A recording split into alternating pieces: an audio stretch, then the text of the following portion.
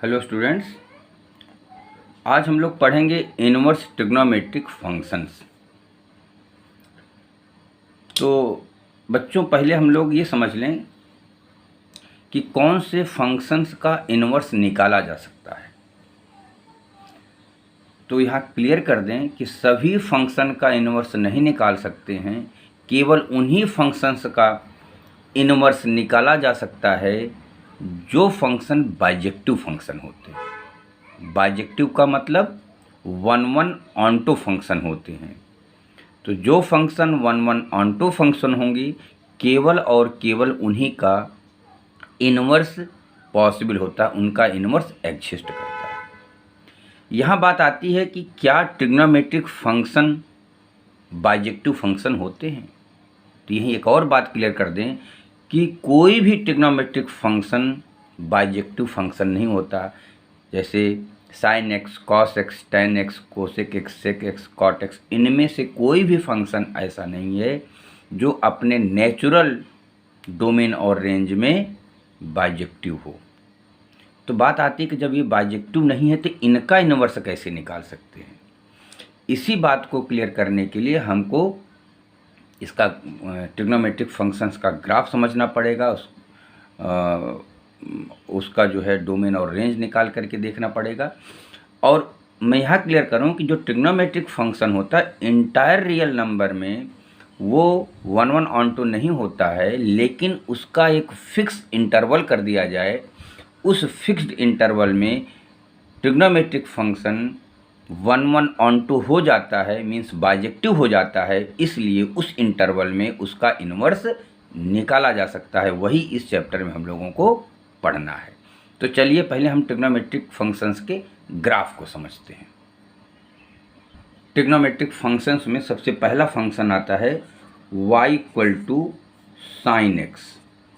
अब हम इस फंक्शन का पूरा ग्राफ भी बनाएंगे, डोमेन बताएंगे, रेंज बताएंगे और इसका रिस्ट्रिक्टेड डोमेन भी बताएंगे, जिससे कि फंक्शन उस इंटरवल में 1-1 ऑनटो हो जाए और जिससे उसका इनवर्स निकाला जा सके। तो चलिए पहले हम लोग इसका ग्राफ समझते हैं।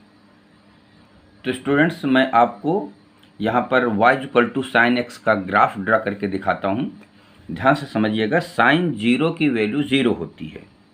एक पॉइंट आपको यहाँ मिल गया 0-0, ठीक है ना। और साइन π/2 की वैल्यू 1 होती। π/2 यहाँ पर, 1 यहाँ पर।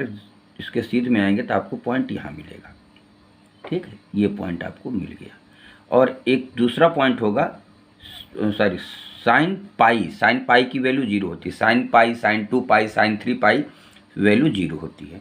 तो अगर इन तीनों पॉइंट्स को, इसको और इसको तीनों को ज्वाइन कर दिया जाए तो आपको जो ग्राफ मिलेगा वो ग्राफ कुछ इस टाइप का ग्राफ मिलेगा, 0 से π के बीच में।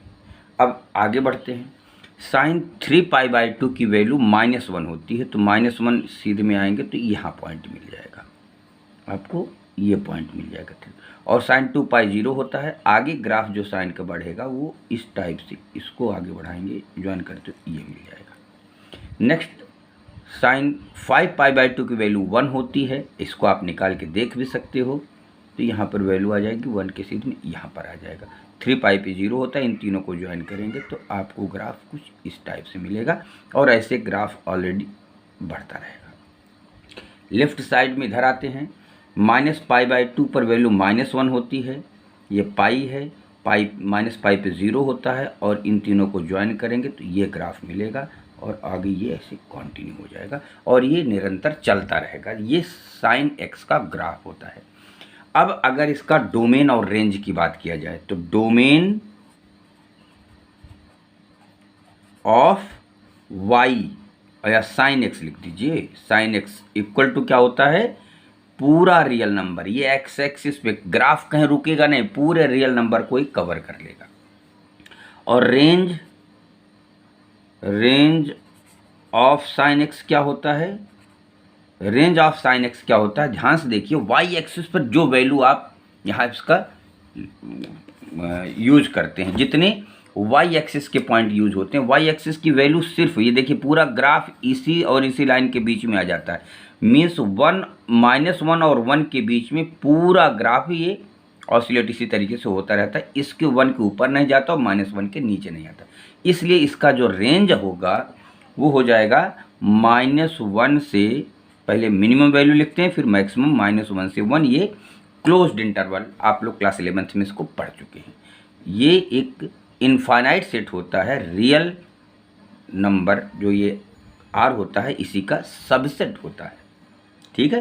तो इस तरीके से ये पूरा इंटायर साइन एक्स का ग्राफ हो गया, डोमेन हो गया, रेंज हो गया। अब मैं आपको यहाँ पर दो वैल्यू दिखाता हूँ, दो वैल्यू, और इन दो वैल्यू पर जैसे एक हम साइन 30 डिग्री, जिसको हम लोग कहते हैं साइन रेडियन में π/6, इसकी वैल्यू होती है 1/2, और साइन 150 डिग्री, जिसको साइन रेडियन में लिखते हैं 5π/6, इसकी भी वैल्यू होती है 1/2। अब देखिए, अगर इसको हम मैपिंग से समझने का प्रयास करें, मैपिंग से समझने का प्रयास करें कि यहाँ पर ये फंक्शन है y = sin x का, और यहाँ पर वैल्यू है क्या π/6, और क्या है 5π/6, और यहाँ वैल्यू क्या 1/2। 5π/6 की इमेज क्या है 1/2, 5π/6 की इमेज क्या है 1/2।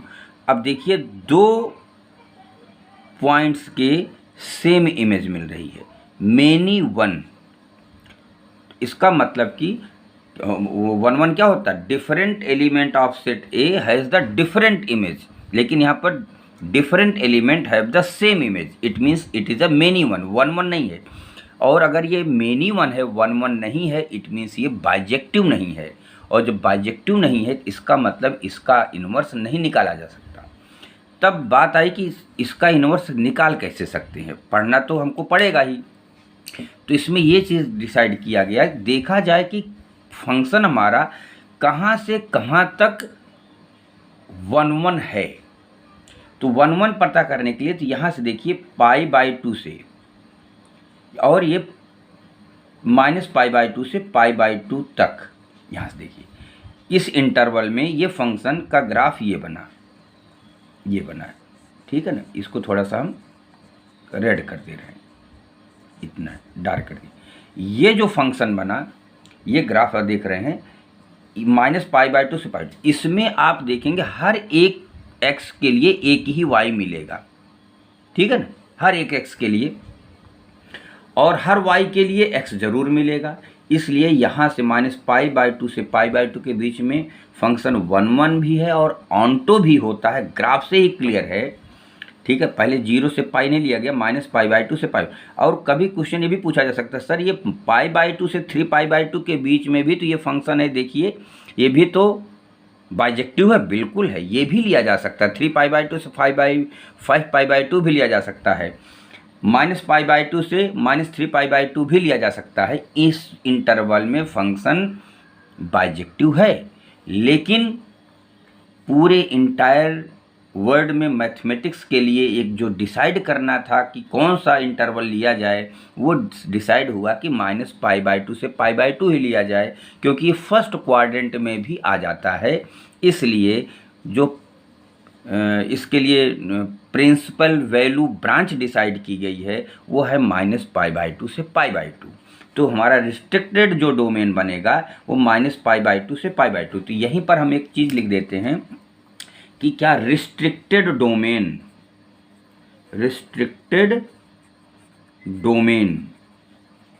किसके लिए, इनवर्स निकालने के लिए, बाइजेक्टिव के लिए, वो क्या किया गया है, -π/2 से π/2 कर दिया गया है।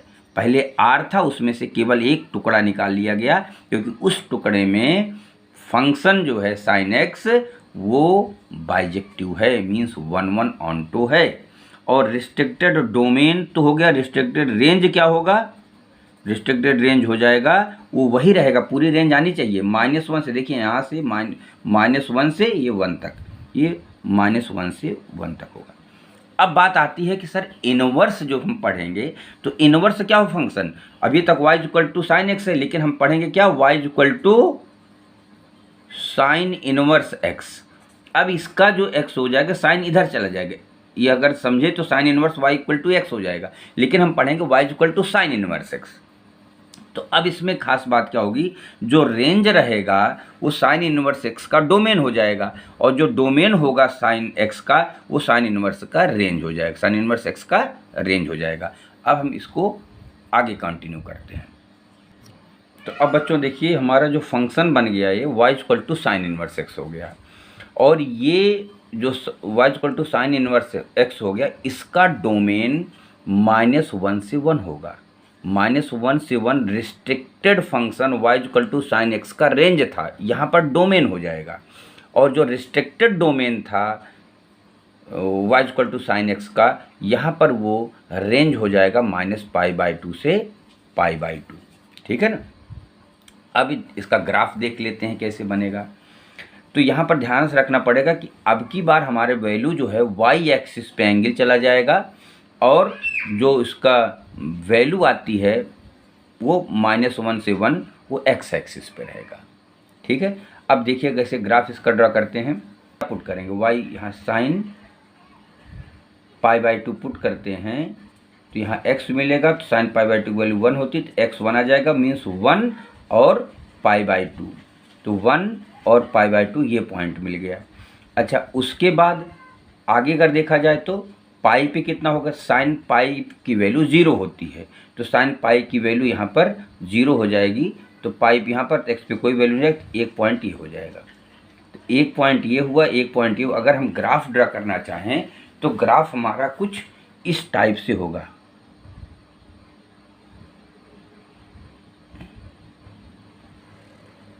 अभी हम आपको बताएं कि हमने डॉटेड क्यों किया।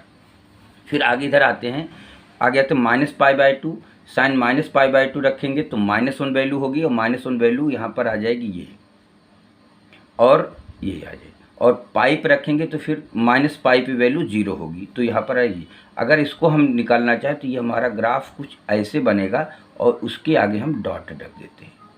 अब कैसे डॉट क्यों रख दिए, डॉट इसलिए रख दिए क्योंकि हमारा डोमेन जो है, इसका रेंज क्या है, इसका डोमेन हमारा -1 से 1 के बीच में है, और इसका रेंज क्या -π/2 के आगे हमको जाना ही नहीं है, तो हम पूरा ग्राफ इस तरह बनेगा। लेकिन हमारा जो इसका केवल साइन इनवर्स एक्स का ग्राफ आएगा वो सिर्फ यहाँ से चल करके यहाँ तक ही आएगा। इतना ही ग्राफ हमारा सफिशियंट है समझने के लिए कि सिर्फ यहाँ से और यहाँ तक ही ग्राफ किसका है, y equal to sine inverse का ग्राफ है, -1 से 1 और -π/2 से π/2 के बीच में, सिर्फ इतना ग्राफ है।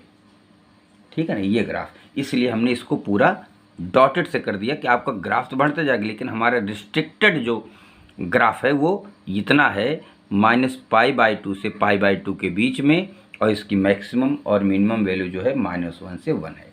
ये ग्राफ हुआ y equal to sine inverse x का। इसका साइन इनवर्स एक्स का y equal to sine inverse x, y equal to sine inverse x का